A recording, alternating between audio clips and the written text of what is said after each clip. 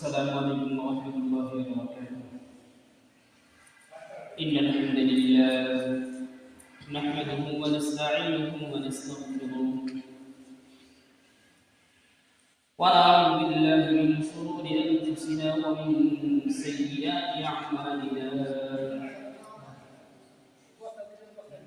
من يهد الله فلا مضل له ومن يضلل فلا هادي له.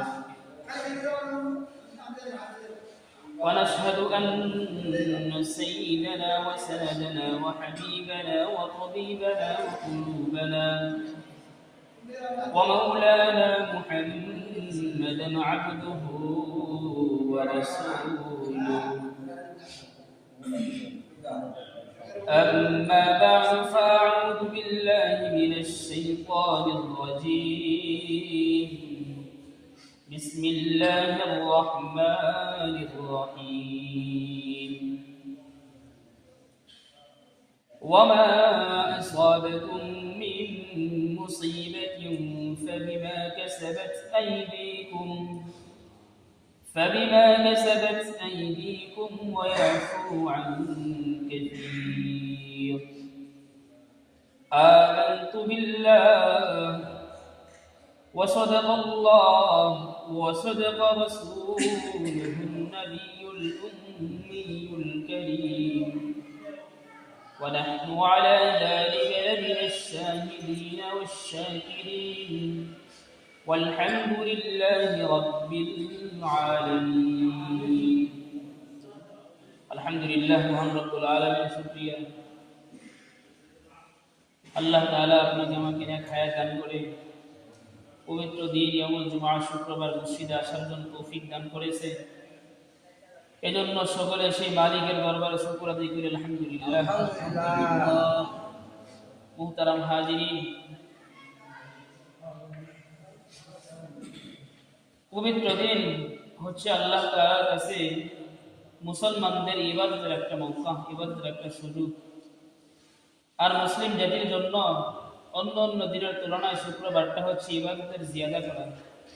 তো সেই মুসলিম জাতি যদি বিপদ থাকে, তো সেই মুসলিম জাতি যদি নির্যাতন নিপীড়নের মধ্যে থাকে, তো সেই মুসলিম জাতি কিভাবে আল্লাহর ইবাদত করবে? তো ইনশাআল্লাহ এই সপ্তাহের আলোচনার বিষয়বস্তু হচ্ছে মুসলিম জাতির উপর বিপদ কেন আসতেছে। কালামুল্লাহ থেকে সূরাতুশ শূরা থেকে 33 নম্বর আয়াত তেলাওয়াত করছি।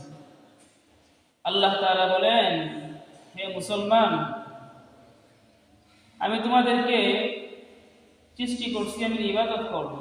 কিছু নীতিমালা দিছি, যদি এই নীতিমালা যদি আমার নীতিমালা যদি তুমি মান্য করো, আমি মাওলা তোমাকে হর কিছু সহজ পদ্ধতি সব পন্থা বের করে দেব।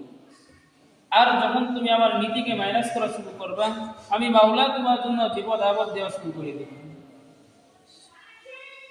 কেমন বিপদ? মুসলমান জাতি থাকবে, কিন্তু মুসলমান জাতির সার্বভৌমত্ব থাকবে না। মুসলমান জাতি থাকবে, সেই মুসলমান জাতি যে আল্লাহর ইবাদত করবে সুষ্ঠুভাবে সেটা থাকবে না। মুসলিম জাতি থাকবে, কিন্তু তাদের ঈমানি সাহস তাদের থাকবে না। মুসলিম জাতি থাকবে, কিন্তু মুসলিম জাতির ঈমানের তাওয়াক্কুল তারা জিয়াদা করতে পারবে না। আসল তোমার বাংলাদেশে একই হালাত।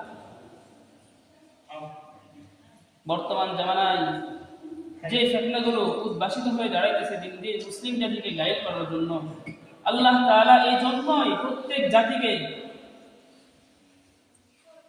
ওদের থেকে মুসলমানকে তাফরিক করার জন্য, পৃথক করার জন্য আল্লাহ তাআলা মুসলমানদেরকে জানাই দিয়েছে, দেখো মুসলমান, তোমরা কিন্তু অন্যান্য ধর্ম অবলম্বী যারা আছে তাদের মতো না, তোমরা কিন্তু তাদের চেয়ে একটু ব্যতিক্রম। কেমন ব্যতিক্রম? গোটা দুনিয়া একদিকে, তোমরা মুসলিম জাতি একদিকে। গোটা দুনিয়ার মানুষের যেরকম কদর মূল্য আমার কাছে বিন্দু পরিমাণ নাই, মুসলিম জাতি সে যদি নগণ্য জাতীয় যদি হয়, সেই নগণ্য জাতি আমি মাওলার কাছে হাজার হাজার গুণ মূল্যবান।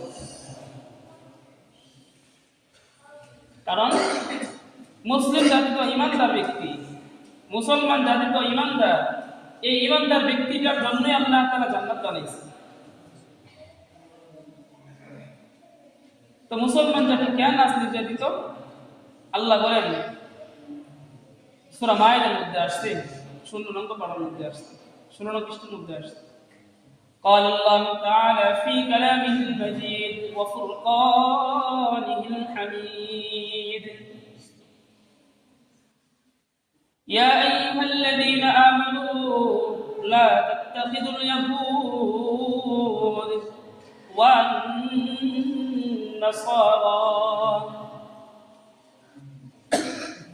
হে ইমানদার, আল্লাহ তাআলা মানুষ বলে নাই, মানুষ দ্বারা সাধারণ শব্দ বোঝায়। ইমানদার যখন আল্লাহ বলেন খুব মুহাব্বতের সঙ্গে আল্লাহ বলেন ইমানদার শুনো শুনো শুনো।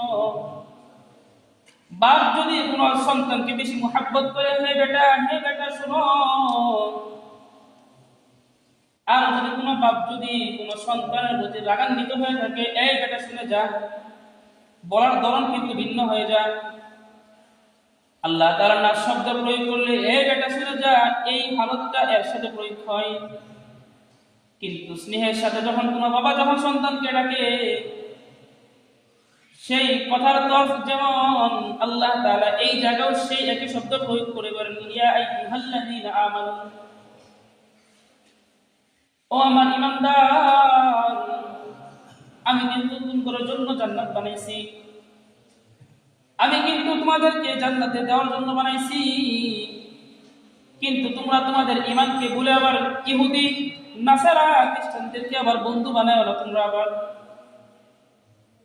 লা তাত্তাখিদুল ইয়াহুদ, তোমরা গ্রহণ করো না, বন্ধু বানায় না ইহুদা আই ইহুদি ওয়ান নাসারা,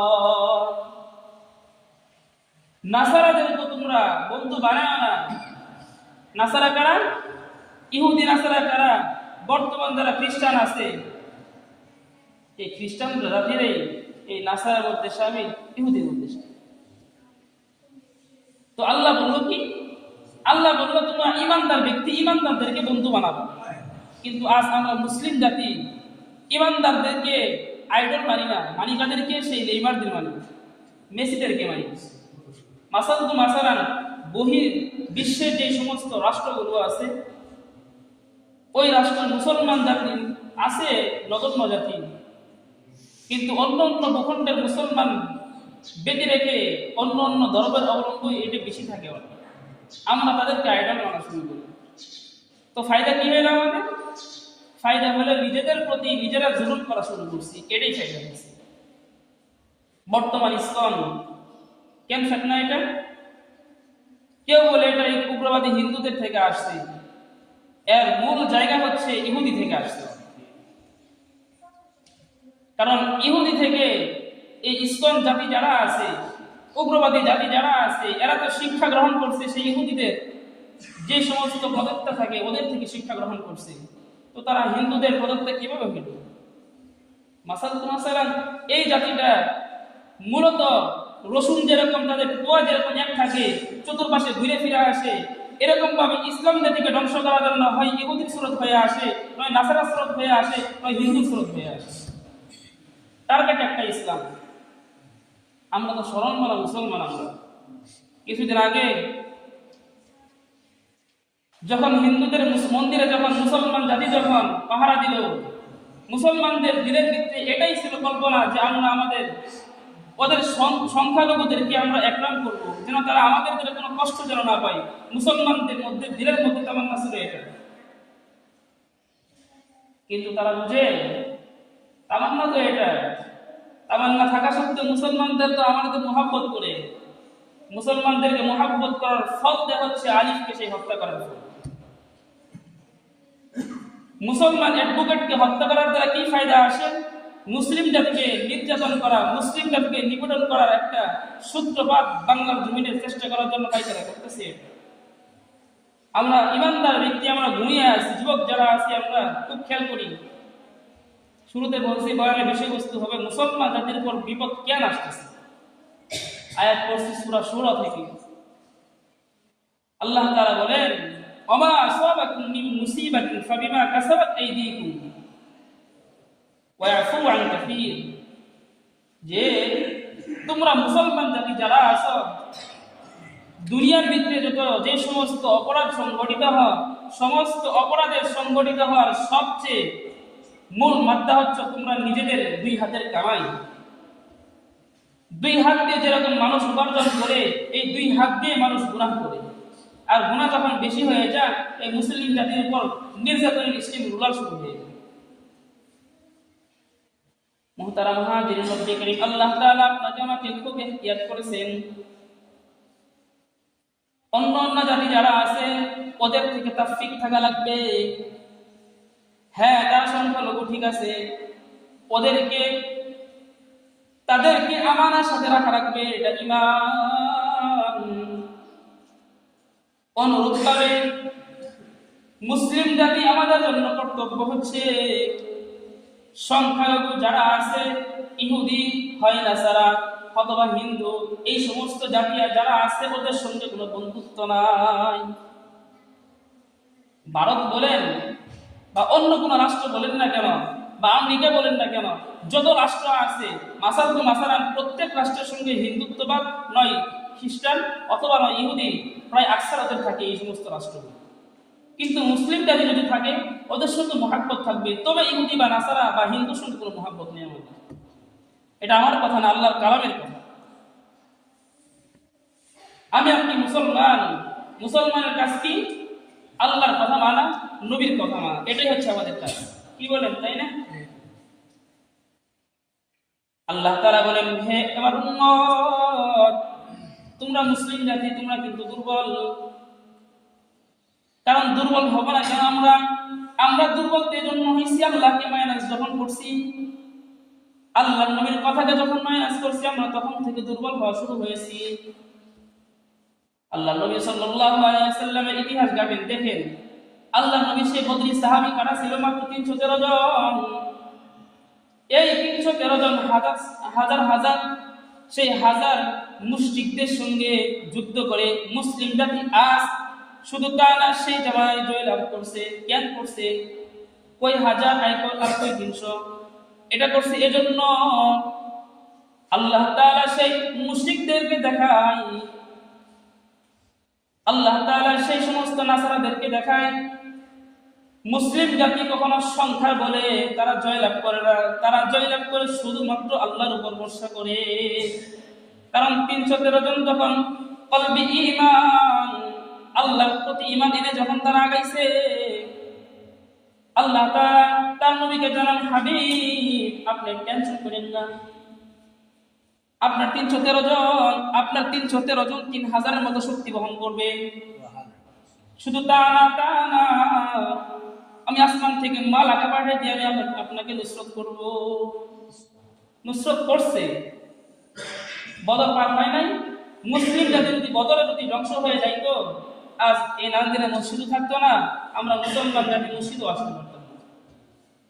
আল্লাহ সেই জামানায় যেরকম বদরে নুসরত করছে, এরকম ভাবে প্রত্যেকটা আল্লাহর নবীর গজওয়া যেগুলো ছিল সব গজওয়াতে নুসরত করছে। তবে একটা গজওয়ার যে একটা ইতিহাস পাওয়া যায় উহুদের যুদ্ধের মধ্যে, আল্লাহর নবী সাল্লাল্লাহু আলাইহি ওয়াসাল্লামের হুকুমকে যখন সাহাবারা মাইনাস করলো, না মানলো, তখন আল্লাহ তাআলা সেই গজওয়াতে মুসলিম জাতিকে জয় করার পর পরাজয় করছে। সেটা কিভাবে? আল্লাহর নবী সাল্লাল্লাহু আলাইহি ওয়াসাল্লাম যখন উহুদের যুদ্ধ শুরু হয়ে যাবে, উহুদ পাহাড়ের উত্তর পাশে যুদ্ধ শুরু হয়েছে, আর উহুদ পাহাড়ের মধ্য দিয়ে একটা সুড়ঙ্গি পথ ছিল। সেই উহুদ পাহাড়ের দক্ষিণ দিক থেকে সুড়ঙ্গি পথ দিয়ে সে উত্তর পাশে আসতে। আল্লাহর নবী কিছু সাহাবাদেরকে সেই সুড়ঙ্গির সেই পথটার সম্মুখে দাঁড়া করাই দিল এবং বললেন, তোমরা আমার সাহাবা, আমি আল্লাহর রাসূল সাল্লাল্লাহু আলাইহি ওয়াসাল্লাম আমার সাহাবাদেরকে নিয়ে সেই মুশরিকদের সঙ্গে যুদ্ধ করব। আমরা জয় হইলে তোমরা এখান থেকে সরবা না, আর আমরা পরাজয় হইলে তোমরা এই জায়গা থেকে সরবা না। যখন যুদ্ধ শেষ হয়ে যাওয়ার পর আল্লাহর নবী সাহাবা যারা ছিল সবাই গনিমতের মাল নিয়ে ব্যস্ত। ওপাশ থেকে যারা সুরঙ্গি পথে যখন তারা পথকে আটকে রাখতেছিল, যেন এই পথ দিয়ে যখন কেউ যেন না ঢুকতে পারে, ওই সমস্ত সাহাবারা যখন দেখলো মুসলমান তো জয় হয়ে গেছে, অতএব আমরাও যাই সেই গনিমতের মালকে আমরা একটা অংশ গ্রহণ করার জন্য। কিছু সাহাবাদের দিল এমন ছিল যে আমরা সেই গনিমতের মাল আমরা নিতে যাব না, কারণ এটা আমাদের আল্লাহ নবী আমাদেরকে মানা করছে। আল্লাহ নবী বলছেন আমরা জয় হইলেও সরব না, পরাজয় হইলে এই জায়গা থেকে সরব না। কিছু সাহাবারা আল্লাহ নবী সেই কথাকে মাইনাস করে যখন ওই জায়গায় যখন গনিমতের মাল নেওয়ার জন্য যখন গেছে,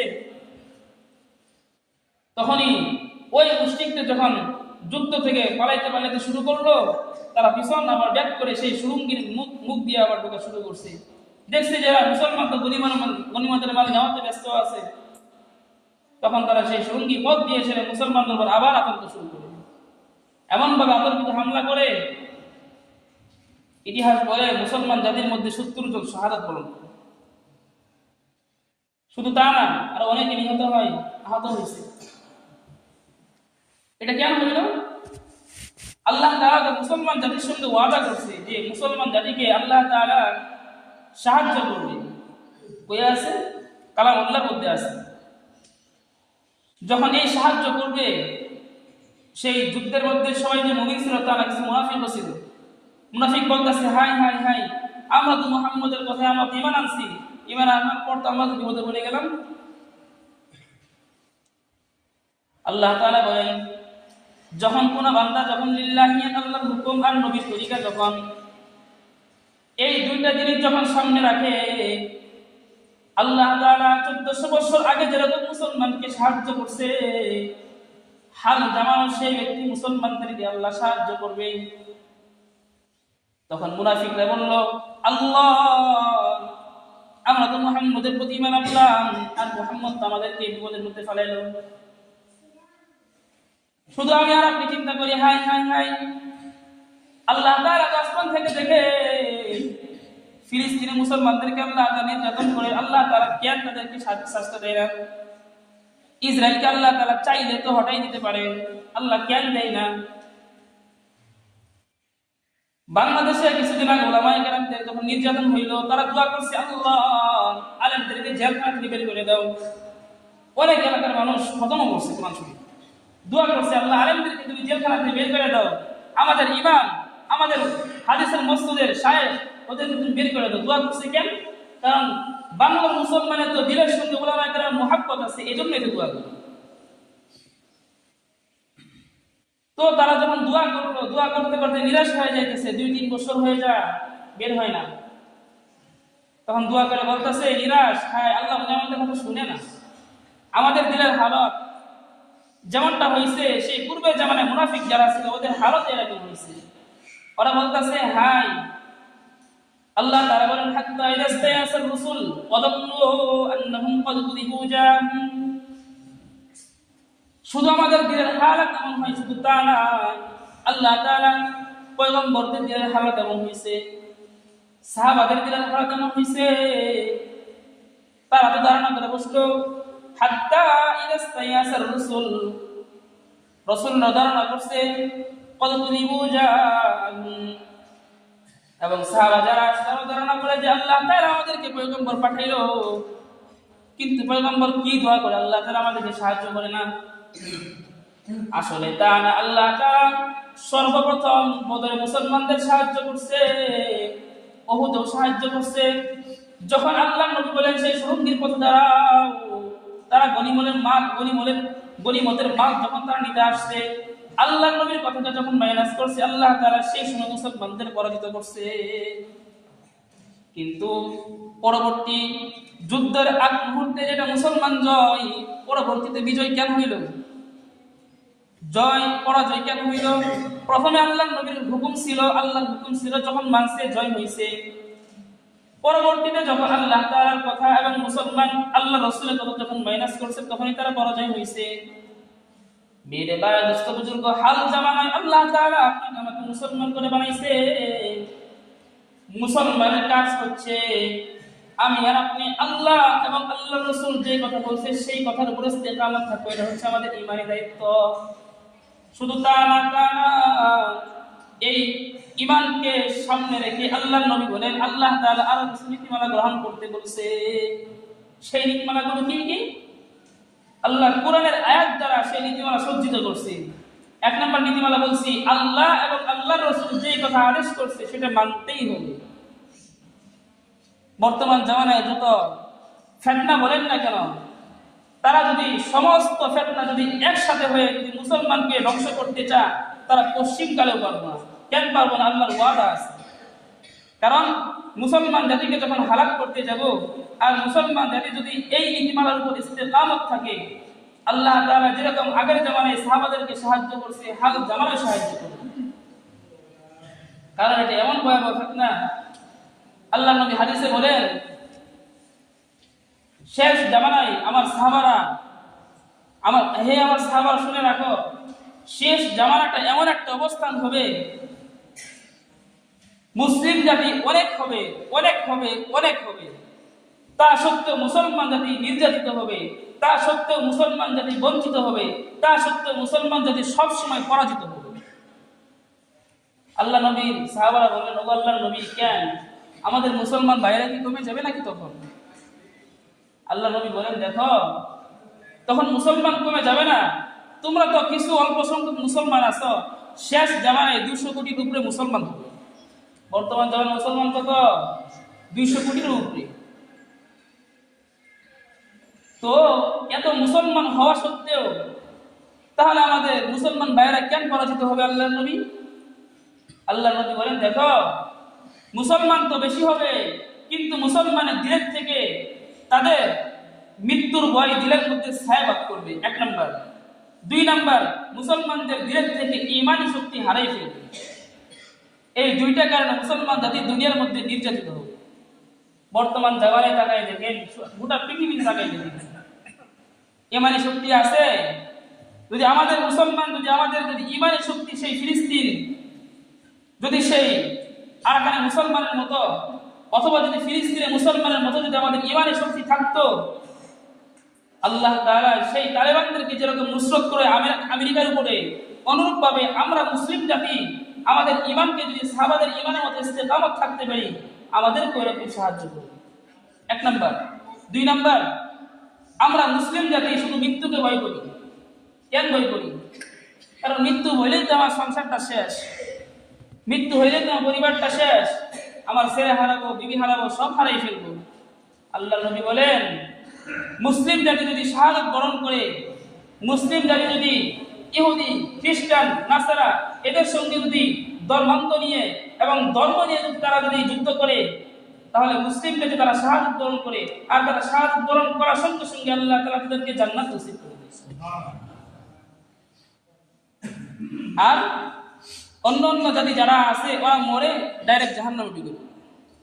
এই ইসকন বলেন না, ইসকন মরবে জাহান্নামে ঢুকবে, হিন্দু বলেন মরবে জাহান্নামে ঢুকবে, ইহুদি বলেন মরবে জাহান্নামে ঢুকবে, নাসারা বলবেন মরবে জাহান্নামে ঢুকবে। শুধুমাত্র আল্লাহ তাআলা মুসলমানের একটা কৃতিত্ব রাখছে। আল্লাহ তাআলা আমাদের হীনমন্যতার কোনো কারণ আছে? নাই। আমাদের 2 কাজ কি কি? 1 নাম্বার, আমাদের ঈমান যেটা আল্লাহ তাআলা দান করছে, এই ঈমানের উপর আমরা মজবুত থাকবো, ইস্তেকামত থাকবো। পারা যাবে না ইনশাআল্লাহ। সকালে ভয় পাইতে শুধু কি বয়ান শুরু করলো আজকে? এটা জিহাদি বয়ান। জিহাদি বয়ান কি?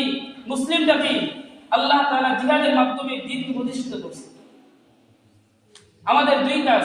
1 নাম্বার কাজ, আমাদের ঈমান আল্লাহ তাআলা যেটা দিয়েছে সেটার প্রতি আমরা ইস্তেকামত থাকবো, ঈমানের উপর অবিচল থাকবো আমরা। 2 নাম্বার কাজ, আমাদের দিল থেকে মৃত্যুর ভয় সরাই দেওয়া লাগবে। এই 2টা কাজ যদি না করতে পারি, আল্লাহ নবী সেই হাদিসে বলেন, মুসলিম জাতি হাজার হাজার লক্ষ লক্ষ কোটি কোটি থাকা সত্ত্বেও যেরকম ভাবে পানির মধ্যে খড়কুটা ভেসে ভেসে যায়, অনুরূপ ভাবে মুসলিম জাতীয় ইহুদি, খ্রিস্টান, নাসারা ওদের সঙ্গে মার খাইতে খাইতে তারা ভেসে যাবে। এজন্য আল্লাহ তাআলা আপনাকে আমাকে এই 2টা বিষয়ের উপর ইস্তেকামত দান করুন। সকলে বলি আমিন।